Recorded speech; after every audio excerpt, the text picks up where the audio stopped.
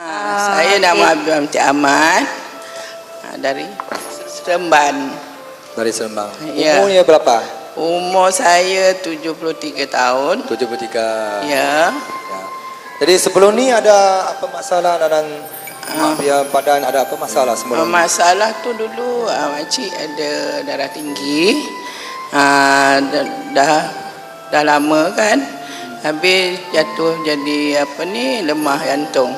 Oh, lemah jantung. Lemah jantung. Itu yang makcik hidapkan daripada umur 35 tahun dulu kena sampai sekarang. Wah, bermakna sudah sakit 30 lebih tahun lah yang masalah macam ni ya. Lemah jantung dan darah tinggi. Ada makan ubat?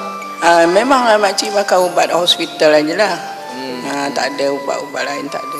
Banyak makan-makan lain tu pun kena pantang jugalah. Pantang jaga makan. Macam makanan minyak ke daging ke apa ke semua nak jagalah. Tengok itu. Tapi tak pernah lagi. Ibu saya ni dia aktif. Jadi kalau masa dulu dia punya blood pressure dia 180 ke 200, dia masih boleh bekerja. Dia masih boleh berjalan. Jadi kita terlalu risaukan dia lah kan. Bahaya itu.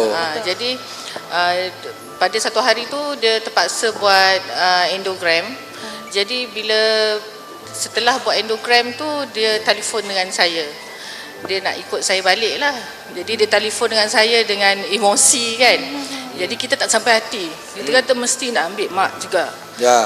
Jadi kebetulan saya punya kawan Cik Ali Bacik, dia kata dia ada kenalkan, jadi saya bagi cuba dia pakai.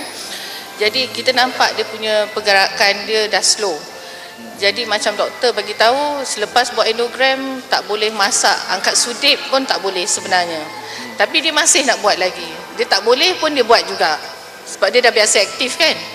Jadi saya bila dia saya ambil dia, saya dalam perjalanan daripada Kuala Lumpur ke rumah saya di Seremban, saya suruh dia sandar di Bayou Valley City. Oh, menyandar di belakang. Bila saya dah sampai ke Seremban, kita pergi ke shopping kompleks nak beli barang untuk persediaan dia. Saya suruh dia duduk dalam kereta. Jadi dia kata, mak nak lah, mak rasa sihat. Dia cakap. Jadi dia tak sedar sebenarnya kan. Jadi kita pergi. Bila masuk ke Jaya Supermarket tu, kita dah penat dah jalan tau. Tapi dia kata, mak okey ke? Kita akan tanya dia. Mak masih kuat. Masa kuat lagi. Okey, mak okey. Itu baru berapa jam untuk dalam kereta dia berpeluk macam ini? Saya rasa dalam perjalanan tu on and off lah. Jadi bila sampai di rumah, saya ingatkan dia boleh rehat ke baring ke, tapi dia aktif lagi tau. Jadi saya kata biar betul saya kata. Jadi lepas tu bila malam besok pagi subuh, kiranya hari pertama jugalah kan, saya waktu subuh kita bangun, tengok dia dah bangun dan dia mengatur barang-barang pinggan mangkuk dia dalam rumah tu. So kerja dalam dapur Sudah punch card. Sudah dalam punch card kerja almari sudah. kan. Jadi saya kata, saya takut, saya kata jangan buat. Dia kata tak apa, mak rasa okey, dia kata. Itu ialah hari kedua pagi. Dalam masa 24 hours, tak sampai 24 hours. Jadi masa hari ketiga, saya pastikan sebelum keluar rumah, kesihatan mak saya macam mana. Dia kata okey. Jadi saya pergi ke klinik Satu Malaysia. Saya nak check dia punya BP, sebab alat BP tu saya belum beli lagi. Jadi bila saya check, saya explain dengan nurse yang sedia ada kat situ. Jadi bila dah check tu, dia bagi tahu dengan bila dia tunjukkan rekod logbook tu, bacaan ibu saya 134. Sudah normal. Sudah normal ya. Selepas 3 hari.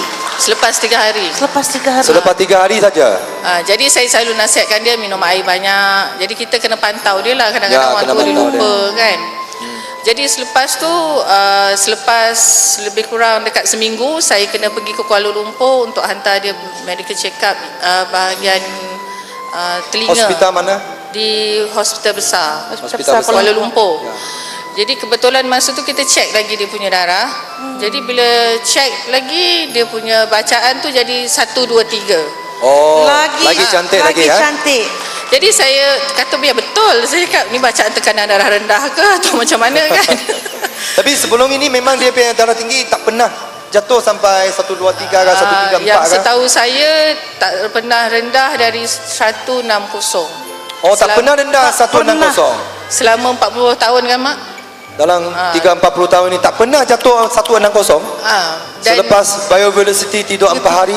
Dan sebenarnya bacaan tu pun dah mengatasi saya, dan kita pun dapati bahawa tak perlukan sangat pemerhatian yang terlalu berat lah. Dia kata bacaan tu okey, kesihatan dia okey, hanya yang kita perlu pantau dia. Saya sebagai anak, saya mesti pastikan bacaan tekanan darah tinggi dia stabil lah. Ya, tapi sekarang dan dia pun sebenarnya bila kita bercakap dengan dia, dia refleks cepat. Tindakan dia sekarang refleks memang cepat. Kalau masa dulu dia pandang toleh kat kita, lambat bila kita panggil dia kan. Sekarang dia bila kita cakap, dia respon cepat. Mungkin dia tak sedar lah. Kalau dulu macam Robert ni macam lambat-lambat macam ni. Ini pantas velocity. Sekarang sedang squat okey. Dia kalau kita panggil dia, kalau masa dulu dia pusing macam slow motion macam ni kan. Sekarang sudah aktif lah. Macam sekarang kalau dia pandang kita cepat, dan dia boleh respon dengan you cepat. Ya, boleh macam nampak you berbeza tadi bercakap dengan dia kan, dia boleh respon cepat. Tun sebenarnya Tun rasa macam mana tu bila orang kata bila dah hadiah kepada mak satu velocity, mak dah respon yang sangat positif. Saya alhamdulillah, saya bersyukur sangat. Sebabnya dia pernah mengadu dengan saya, dia kata lepas buat endogram ni jantung dia tak boleh berfungsi dengan baik, dia rasa melekap sebab tak cukup oksigen mungkin. Tak cukup oksigen. Jadi pernah satu ketika dia 2 hari dia tak pakai sebab dia pergi ke rumah adik-beradik yang lain. Dia telefon dengan saya, dia kata mak nak Biovelocity. Wah, kena telefon. Pada saya cadangkan siapa yang dengar ni dan tahu tentang produk ni, pakailah. Even though untuk bukan untuk ibu bapa kita sahaja, kita juga untuk kesihatan kita. Okey. Amalkan. Itu saja. Terima kasih.